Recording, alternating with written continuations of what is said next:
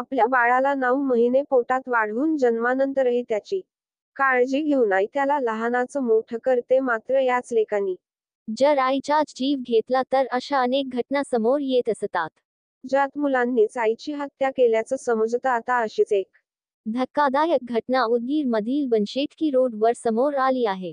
यात मुलानेच आपल्या जन्मदात्या आईचा जीव घेतला. उदगीर शहरातील बनशेळकी रोड येथे ही घटना घडली. यात प्रॉपर्टीच्या वादावरून आरोपी सिद्धार्थ बनशेळकीकर याने त्याची आई संगीता बाबासाहेब बनशेळकीकर आणि मोठा भाऊ सचिन बनशेळकीकर यांच्यावर हल्ला केला. त्याने ऊस तोडण्याच्या कोयत्याने त्यांच्या डोक्यात वार केले होते. ही घटना 30 मे रोजी घडली होती. या हल्ल्यात आरोपीची आई आणि भाऊ गंभीर जखमी झाले होते. दरम्यान संगीता बाबासाहेब बनशेळकीकर यांची प्रकृती चिंताजनक होती. अखेर 1 जूनला रात्री 1 वाजता संगीता बाबासाहेब बनशेळकीकर यांचा उपचारादरम्यान मृत्यू झाला. पोटच्या मुलानेच आईची हत्या केल्याने या घटनेमुळे परिसरात एकच खळबळ उडाली आहे.